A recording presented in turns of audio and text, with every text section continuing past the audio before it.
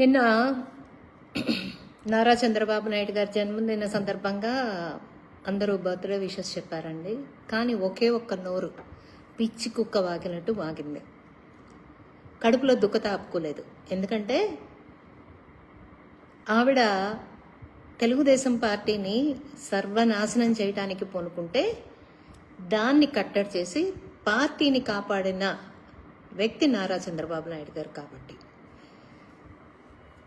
April 19న YS Jaganmohan Reddy గారి అమ్మగారైన విజయమ్మ గారి బర్త్డేకి నారా లోకేష్ గారు బర్త్డే విషెస్ చెప్పారని చెప్పి నానా యాగి చేస్తున్నారు. ఇది ఎట్లా ఉందంటే అమ్మ పెట్టదు అడుక్కు తిననివ్వదు అన్నట్టు.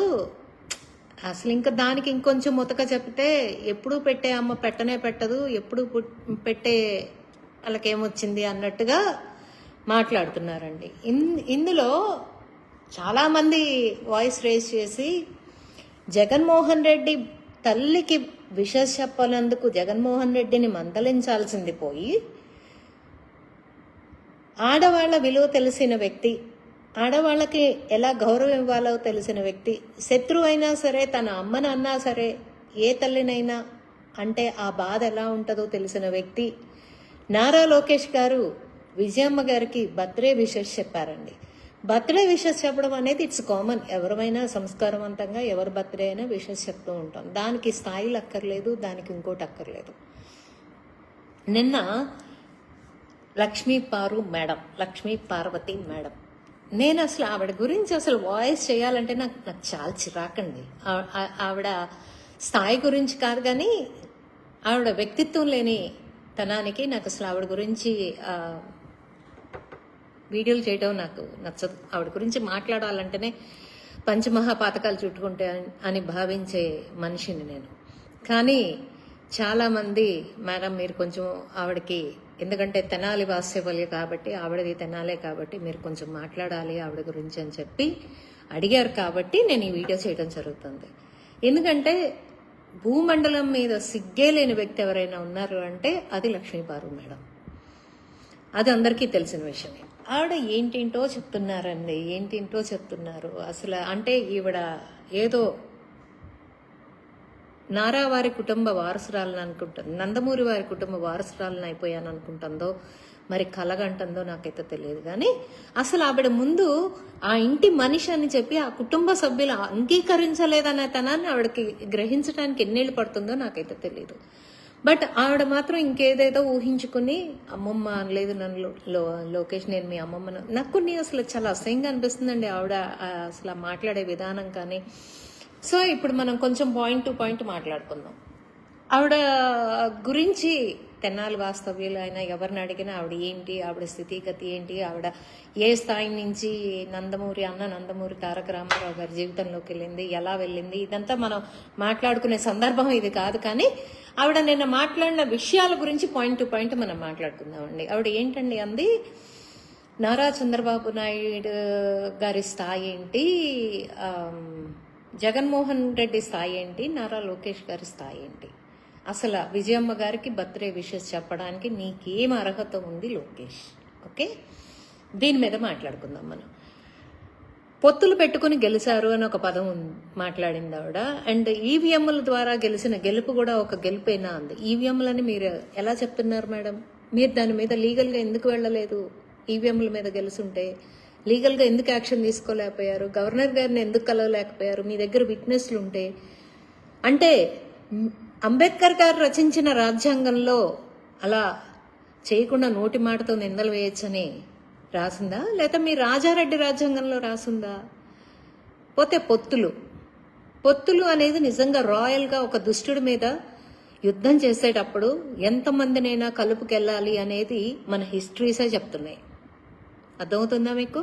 మన మహాభారతాలు అవన్నీ చదవగలిగితే మీరు మన హిస్టరీసే చెప్తున్నాయి. ఒక దుష్టు సంహారం చేయాలి అంటే ఎన్నో చేతులు ఐక్యం అవ్వాలి అని చెప్పేసేసి మన చరిత్రలే చెప్తున్నాయి. ఇకపోతే నిజమే ఒక్కడే ఫైట్ చేస్తున్నాడు జగన్మోహన్ రెడ్డి. అది ఎలా అమ్మా? గొడ్డలతో కలిపి కాదా అరాచకం చేస్తుంది? లేకపోతే గుళ్ళక రాళ్లతో కలుపుకుని కాదా అరాచకం చేస్తోంది? బాబాయ్ హత్యలతో ముడిపెట్టుకుని కాదా? ఒక్కడే ఎట్లా అమ్మా తండ్రి బొమ్మ వాడుకున్నాడు, తల్లిని వాడుకున్నాడు, చెల్లిని వాడుకున్నాడు, బైబిల్ని వాడుకున్నాడు, అందరినీ వాడుకునే కదమ్మా అధికారంలోకి వచ్చాడు 2019ని. మర్చిపోయారా? మీరేమన్నా గజనీయా మర్చిపోవడానికి? కొంచెం ఒకసారి గుర్తు చేసుకోండి ఎన్ని సావాసాలతో పెట్టుకుని వచ్చాడు అనేది. ఇకపోతే స్థాయి, లోకేష్ గారి స్థాయి జగన్మోహన్ రెడ్డి స్థాయి ఒకటి కాదు అంటున్నాం. నిజమే. ఎందుకు అంటే జగన్మోహన్ రెడ్డి లాగా ఆర్థిక నేరస్తుడు లోకేష్ గారు కాదు. లక్షల కోట్ల ఆర్థిక నేరాలు చేసిన వ్యక్తి లోకేష్ గారు కాదు. నిజమే. తన ఇంటి బ్యూటిఫికేషన్ కోసం తను ఉంటున్న ఉండవల్లి గ్రామంలో 100 ఇళ్లని తన ఇంటి బ్యూటిఫికేషన్ కోసం తోల్చిన వ్యక్తి జగన్మోహన్ రెడ్డి అయితే, అదే ఉండవల్లిలో వాళ్ళు కొన్ని సంవత్సరాల నుంచి ఉంటున్న ఇంటి స్థలాలకి శాశ్వత పట్టా ఇచ్చిన మంచి వ్యక్తిత్వం ఉన్న వ్యక్తి నారా లోకేష్ గారు. కాదంటావా చెప్పు? స్థాయి అంటే ఏంటమ్మా నీ ఉద్దేశం? అంటే ఏమి చేసైనా సరే 10 బంగళాలు సంపాదించుకుని ఆస్తులు కూడా కట్టుకుంటే స్థాయి పెరిగిపోయినట్టేనా? అసలు లోకేష్ గారి కాలి గోటిలో దుమ్ముతో అన్న సమమవుతారా జగన్మోహన్ రెడ్డి గారు? ఒక్కసారి ఆలోచించుకుని మాట్లాడాల్సిందే. వ్యక్తిత్వం లేని మనిషి తన స్వార్థం కోసం తల్లిని చెల్లిని పాదయాత్రలు చేయించి బైబిల్ని వాడుకుని తన కులాన్ని వాడుకుని అన్నిటినీ వాడుకుని రాజకీయం చేసిన వ్యక్తి జగన్మోహన్ రెడ్డి. కానీ నిజంగానే పొంతం లేదమ్మా లోకేష్కి జగన్మోహన్ రెడ్డి గారికి. అసలు లోకేష్ గారు ఉన్నతమైన మనస్తత్వానికి మరి 3750 సార్లు కోర్టులో కేసులకి వాయిదాలు తీసుకున్న వ్యక్తి ఎవరైనా ఉన్నారు అంటే అది జగన్మోహన్ రెడ్డి. కాదంటావా? అలాంటి అవసరం నారా లోకేష్ గారికి ఎప్పుడు రాలేదమ్మా, ఎప్పుడు రాలేదు. కార్యకర్త అవసరంలో ఉన్నాడంటే పరిగెత్తుకెళ్ళి కార్యకర్తకి సర్వీస్ చేసే మనస్తత్వం లోకేష్ గారిదైతే, అవసరానికి వాడుకునే కార్యకర్తని పక్కకు తోసే మనస్తత్వం జగన్మోహన్ రెడ్డిది. కాదంటావా? తన దగ్గరకు వచ్చిన ఏ వ్యక్తినైనా తన సొంత డబ్బుతో తీసుకుని వెళ్ళి వైద్యం చేయించే మనస్తత్వం నిన్న ఉదాహరణకి పాపతే చూద్దాం చేయించే వ్యక్తి నారా లోకేష్ గారు అయితే, మీ జగన్మోహన్ రెడ్డి గారు మనం అధికారంలోకి వచ్చిన తర్వాత చేద్దాం తప్పకుండా, క్యాన్సర్ పేషెంట్ అయినా సరే అధికారంలోకి వచ్చిన తర్వాత తప్పకుండా చేద్దాం. అప్పటిదాకా వాళ్ళు బతికుంటారో చస్తారో అది వేరే విషయం. చూసారా నిజంగానే ఎంత వ్యత్యాసం ఉందో? అసలు పోలికే లేదు. మీరు మర్చిపోతున్నారు ఇవన్నీ, మీరు గజనీ అయిపోతున్నారు ఇవన్నీ. గబగబా వచ్చి మీరు ఏది పడితే అది మీడియా ముందుకు వచ్చి మైకుల ముందుకు వచ్చి మాట్లాడేస్తే అందరూ చెప్తే నమ్మేస్తారని అనుకుంటే ఎలా అమ్మ లక్ష్మీపారు మేడం? నెక్స్ట్ పాయింట్ ఏంటి అంటే ఏంటోనంట భువనేశ్వర్ గారు, నారా చంద్రబాబు నాయుడు గారు పెళ్ళైన దగ్గర నుంచి భువనేశ్వర్ గారు అంట ఏ రోజు అత్తగారింటికి వెళ్ళలేదంట, ఏ రోజు కూడా ఆడబిడ్డలను చూడలేదంట. అది ఈవిడకి తెలిసిన విషయం అంట. అసలు నువ్వు ఎప్పుడు వీళ్ళ జీవితంలోకి వెళ్ళావు? నారా చంద్రబాబు నాయుడు గారు వివాహం ఏ సంవత్సరంలో అయింది?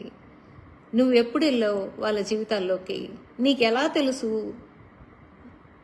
అసలు నా కుటుంబమే ఒకవేళ నిజంగానే నువ్వు నీ పెళ్ళైన తర్వాత అనుకుందాం, నీ పెళ్ళయ్యేటప్పటికే అప్పటికే అందరూ పెద్దవాళ్ళు అయిపోయారు. అసలు నీ పెళ్ళి అయిందని నువ్వు చెప్తున్నావు. మా పెద్ద ఆయన్ని పోగొట్టుకోవటానికి కారణం నువ్వే అయ్యావు. అది మా అందరికీ చాలా బాధ. మచ్చలేని మనిషికి మచ్చను తీసుకొచ్చిన మహా అది ఇంకా నేను ఎలా పోల్చాలో నాకు తెలియట్లేదు. నీ పెళ్ళి ఎప్పుడైంది? నారా చంద్రబాబు నాయుడు గారి పెళ్ళి అయిపోయింది. ఆ కుటుంబ విషయాలు నీకు ఎలా తెలిసినాయి? నీ కళ్ళలో వచ్చేసినాయా? రేపొద్దున ఫ్యూచర్లో నేను కథలు రాయటానికి వెళ్తాను, జీవిత కథలు రాయటానికి వెళ్తాను, ఈ లోపల అక్కడ ఏం జరుగుతుందో నాకు తెలిసిపోతున్నాయి అని అనుకోవటానికి ఏం చెప్తున్నావు తల్లి నువ్వు అసలు? అంటే నువ్వు ఏ చెబితే అది ప్రజలు నమ్మేస్తారని చెప్పి జగన్మోహన్ రెడ్డి ఒక సూట్ కేసు ఇచ్చేస్తాడని చెప్పి, సజ్జల గారు నీకు కంటెంట్ ఇచ్చేస్తున్నాడని చెప్పి ప్రెస్ ముందుకు వచ్చి మైకుల ముందుకు వచ్చి వాగేస్తే సరిపోయిందా? పోతే ఇంకో పాయింట్ ఏంటమ్మా, నందమూరి తారక రామారావు గారిని నువ్వు గెలిపించావు బాగా. 1994లో ఐ థింక్. అసలు ఆయన రాజకీయ పతనానికి కానీ ఆయన జీవిత పతనానికి కానీ కారణం నువ్వు కాదా? మహా అద్భుతమైన వ్యక్తి అన్న నందమూరి తారక రామారావు గారు. ఆయన సంపాదించుకున్న పేరుని అన్నిటినీ అతపాతాళానికి తొక్కేసింది నువ్వు కాదా? నీ వల్ల కాదా ఆయన అపాస్పాలైపోయింది? ఇవాళ ఏ ముఖం పెట్టుకుని నువ్వు మీడియా ముందుకు వస్తున్నావు? నిజంగా నువ్వు ఎన్టీఆర్ గారికి సంబంధించిన వ్యక్తివే అయితే ఎన్టీఆర్ గారి మెడికల్ కాలేజీకి ఎన్టీఆర్ గారి పేరు తీసేస్తున్న రోజున